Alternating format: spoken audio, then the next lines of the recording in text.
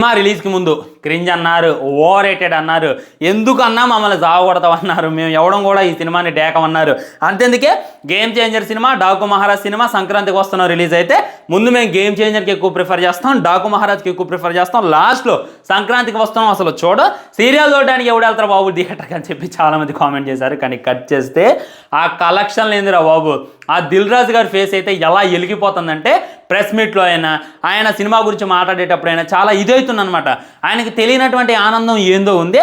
ఆయన ఊహించిన దానికి డబుల్ కాదు త్రిపుల్ అయితే కలెక్షన్స్ వచ్చి పడుతున్నాయని చెప్పి క్లారిటీగా క్లుప్తంగా అర్థమవుతుంది. మొట్టమొదట సినిమాకి పెట్టినటువంటి పెట్టుబడి ఆల్రెడీ నేను చెప్పాను 50 కోట్లు అయితే సినిమాకి పెట్టడం జరిగింది. సినిమా డే 4 చూసుకున్నట్లయితే 131 క్రోస్ గ్రాస్ని అయితే వసూలు చేసింది అని చెప్పి వాళ్ళైతే తెలియజేశారు. అటు ఇటుగా ఒక 30-40 కోట్లు తీసేయండి అంటే సినిమా ఇప్పటిదాకా నెట్ కలెక్షన్ చేసింది 90 కోట్లు అని చెప్పి క్లారిటీగా అర్థమవుతుంది. 50 కోట్లు పెట్టుబడి పెడితే 4 రోజుల్లోనే 40 కోట్లు తీసుకొచ్చే ప్రాఫిట్ అంటే ఇదిరా అని చెప్పి చూపించింది అనమాట. చిన్న సినిమా అని చెప్పి మీరు చాలా తక్కువ అంచనా వేశారనుకోండి, మేము దాన్ని తలదాన్ని ఎలా ఉంటామని చెప్పి సంక్రాంతికి వస్తున్నాం అయితే నిజంగా వేరే లెవెల్ అనమాట. ముందు వెంకటేష్ గారికి ఫ్యామిలీ ఆడియన్స్లో ఇంత ఫాలోయింగ్ పెట్టుకొని, ఫ్యామిలీ ఆడియన్స్లో ఇంత క్రేజ్ పెట్టుకొని, ఆ రానా నాయుడు, ఆ సైంధవ స్కందవ ఎందుకు సినిమా తీశారు కదా, ఆ సినిమాలు ఎందుకు తీశారు అనేటటువంటిది నాకైతే అర్థం కావట్లా. ఆ రానా నాయుడు వల్ల డిస్టర్బెన్స్ అయినటువంటి ప్రతి అభిమాని, ఆ రానా నాయుడు వల్ల వెంకటేష్ గారిని తిట్టుకున్నటువంటి ప్రతి అభిమాని కూడా ఈరోజు వెంకీ మామకి జేజేలు అయితే కొడుతున్నారు. ఆయనకి హేట్ లేకపోవడం వల్ల ఇంకా జనాలు అయితే భయంకరంగా థియేటర్స్కి అయితే రావడం జరుగుతుంది. ఇది ఎక్కడే కాదనమాట. డే 4 చూసుకున్నట్లయితే 131 కోట్లు, మొన్నటికే డే 3 రోజు 2 రోజు 100 కోట్లు అయితే కొట్టేసింది.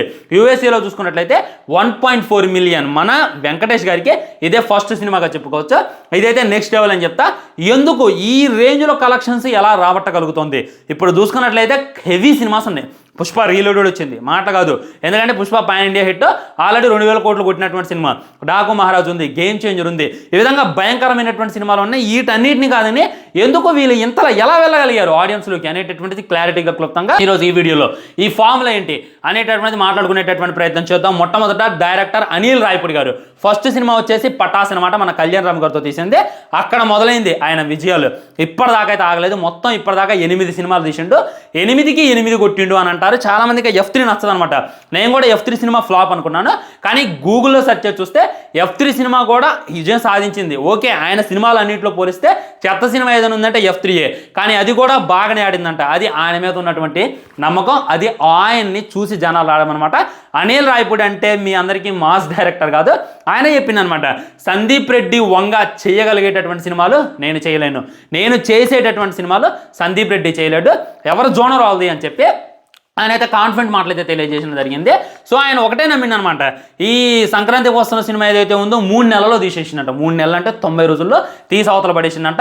ఆయన ఏం చెప్తానంటే ప్రొడ్యూసర్కి ఎక్కువ టైం నేను తీసుకోను, ఎందుకంటే అప్పుడు ప్రొడ్యూసర్కి ఎక్స్పెక్టేషన్స్ పెరుగుతాయి. ఇప్పుడు 3 నెలల సినిమా 6 నెలలు తీసి, 6 నెలల సినిమా సంవత్సరం చేసి, సంవత్సరం సినిమా 5 సంవత్సరాలు చేయడం వల్ల ప్రొడ్యూసర్ ఎక్కువ ఆశిస్తాడు. దానివల్ల నాకు ప్రెజర్ పెరిగిద్ది, నాకు మెంటల్ టెన్షన్ పెరిగిద్ది. ఈ ప్రొడ్యూసర్ గారు భయంకరంగా ఎంత ఆలోచించుకుంటున్నారు, అంత కలెక్షన్ రాకపోతే ఎలా అని చెప్పి నాకు మెంటల్ టెన్షన్ పెరిగిద్ది. నాకు అది అక్కర్లేదు, అందుకే 90 రోజులు లేదా 100 రోజుల్లో సినిమా అయితే తీసి పడేస్తాను అని చెప్పి ఆయన అయితే చెప్పడం జరిగింది. ఇది ఆయన స్క్రిప్ట్ సెలక్షన్ అనమాట. ఆయన స్క్రిప్ట్ రాసుకోవడం దగ్గర నుండి సినిమా కంప్లీట్ చేసిన దాకా 100 రోజుల్లో ఫినిష్ చేస్తా అని చెప్పి ఒకటైతే చెప్పడం జరిగింది.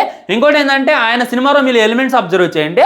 సినిమా అనేటటువంటిది ఆడియన్స్కి తగ్గట్టుగా ఉండదు, డైరెక్టర్కు తగ్గట్టుగా ఉండదు, మన హీరోకి తగ్గట్టుగా ఉంటుంది. ఇదైతే 100% చెప్పుకోవచ్చు. మొట్టమొదటి మీకు తెలుసు ప్రిన్స్ మహేష్ బాబు దగ్గర నుండి మనం ఏం ఎక్స్పెక్ట్ చేస్తాం, లుక్ ఉండాలి, చూడగానే అబ్బా అనిపించాలన్నమాట. ఆయన వెనక ఒక అమ్మాయి తిరగాలి, ఆయనకు ఒక ఎలివేషన్ ఫైట్లో పెట్టాలి, భయంకరమైనటువంటి బీజం ఉండాలి, ఇదే ఎక్స్పెక్ట్ చేస్తాం. సరిలేరు నీకెవరు సినిమాలు మీరు అబ్జర్వ్ చేయండి, ఆయన వెనక హీరోయిన్ పడింది, ఆయనకి భయంకరమైనటువంటి ఫైట్లోనే భయంకరమైనటువంటి డైలాగ్ ఉండే, అక్కడ మహేష్ బాబు గారి ఫ్యాన్స్ని మ్యాక్సిమం సాటిస్ఫై చేసిండు. ఆ తర్వాత భగవంత్ కేసరి, ఈ సినిమాలు మీరు అబ్జర్వ్ చేయండి, అసలు నిజంగా అనిల్ రాయపూడి అయినా దీని డైరెక్టర్ అనిపిస్తుంది అనమాట. నెక్స్ట్ జోనర్లో ఉంటుంది ఆ సినిమా. ఇప్పటిదాకా మీరు చూసినటువంటి అనిల్ రాయపూడి సినిమాలను ఒక ఎత్తు, భగవంత్ కేసరి ఒక ఎత్తు అని చెప్తాను నేను. ఎందుకంటే ఆ ఫైట్స్ అయినా, ఆ డైలాగులు అయినా, ఓచకోత, భీమిలి జిల్లా అని చెప్పి అడవిలో చేసినటువంటి ఓచకోత గురించే బాలయ్యబాబు చెప్తారు కదా, బోయపాట అయినా సరే ఎలాంటి డైలాగులు రాయగలరా అనేటటువంటి ఫీలింగ్ అయితే నిజంగా కలిగేది. ఆ ఓచకోతలు కూడా ఓచకోత ఉండదు, కానీ బాలయ్యబాబు గారు చెప్పేటటువంటి విధానం, దాన్ని తమను అందుకునేటటువంటి విధానం, అనిల్ చూపించేటటువంటి విధానం పట్ల బాలయ్యబాబు గారి ఫ్యాన్స్ సైతం సాటిస్ఫై చేసినటువంటి one and only director Anil Rayapudi. So ఆయన సినిమాలో ఉండేది ఇదే, కామెడీ ఎక్స్పెక్ట్ చేస్తాం చెప్పి అసలేమనుకోమాకంటే హీరో బట్టి ఆయన డైరెక్షన్ అయితే మార్చేసుకుంటాడు, హీరో బట్టి ఆయన వే ఆఫ్ జోనర్ మార్చుకుంటాడు, హీరో బట్టి వే ఆఫ్ థింకింగ్ మార్చుకుంటాడు. అందుకే బ్లాక్ బస్టర్ హిట్ అయితే కొడతాను అనమాట. ఉదాహరణకి నేను చెప్తా, బోయపాటి సీన్ గారు ఉన్నారు, ఆయనకు తెలిసింది ఒకటే, గుద్దితే పోయి అవతల పడాలి, లేదా ఫిజిక్స్ని రిప్ చేయాలి, లేదా భారీ డైలాగులు పెట్టాలి.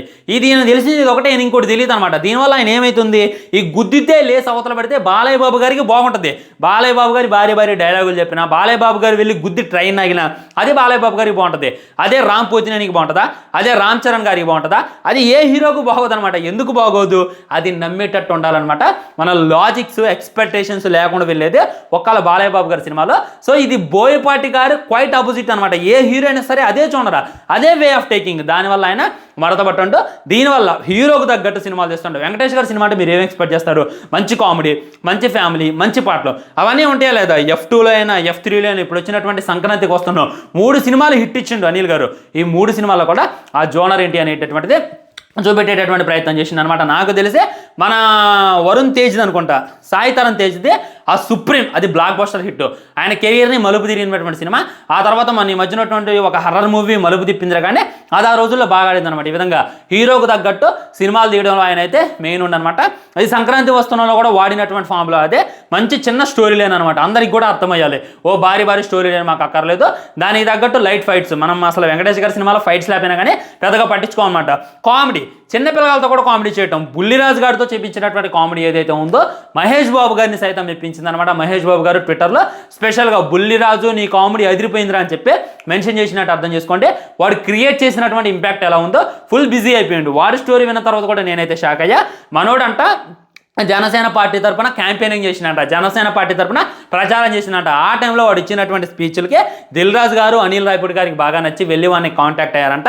దాంతో ఏమంటే మనోడు గ్రీన్ సిగ్నల్ ఇచ్చిండు, అదే ఫాలో అయ్యిండు అనమాట.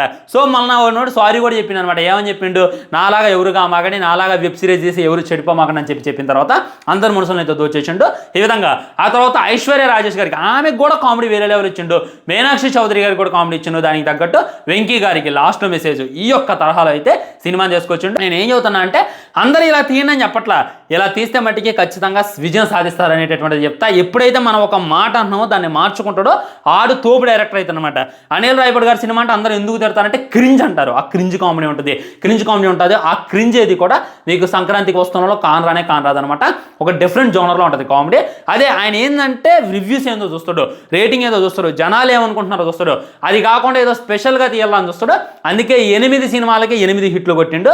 మన సందీప్ రెడ్డి వంగ గారు 3 సినిమాలు తీస్తే 3 సినిమాలు హిట్, జక్కన్న గారు 9 తీస్తే 9 హిట్, అనిల్ రాయపూడి 8 తీస్తే 8 హిట్ అనేటటువంటిది క్లారిటీగా అర్థమవుతుంది. ఇంకో 10 సినిమాలు అయినా సరే అయినా ఈ ఫామ్లోనే పడితే ఖచ్చితంగా విజయం సాధిస్తారనేటటువంటి దాంట్లో డౌటే లేదనమాట. నెక్స్ట్ మన మహేష్ బాబు గారితో మన వెంకటేష్ గారితో అయినా లేదా చిరంజీవి గారితో సంక్రాంతి ఇంకా నెక్స్ట్ సంక్రాంతితో ప్లాన్ చేస్తున్నారని చెప్పి క్లారిటీగా అర్థమవుతుంది. చిరంజీవి గారితో తీస్తే మట్టికి అది ఎలా ఉంటుంది అనేటటువంటిది మీ హానెస్ట్ కామెంట్ కింద తెలియజేయండి. ఇది అనమాట సంక్రాంతికి వస్తున్న విజయం సాధించడానికి గల రీజన్ అండ్ ఆల్సో వచ్చినటువంటి కలెక్షన్స్. ఓచకోత మొదలైంది, 200 కోట్లు కాదు 300 కోట్ల గ్రాస్ వచ్చినా కానీ ఆశ్చర్యపోవాల్సింది లేదు. ఎందుకంటే వేరే స్టేట్లో యూఎస్ఏలో కూడా ఎగబడి చూస్తున్నారు. థియేటర్ మొత్తం కూడా నవ్వుల వర్షం కురుస్తుంది అనేటటువంటిది రియాలిటీ ఫ్రెండ్స్. ఉంటాం మరి బాయ్. ఛానల్ని సబ్స్క్రైబ్ చేయండి, వీడియో లైక్ చేయండి, వీలైనంత వీడియోని షేర్ చేస్తూ ఉండండి. వందే మాత్రం, జై హింద్.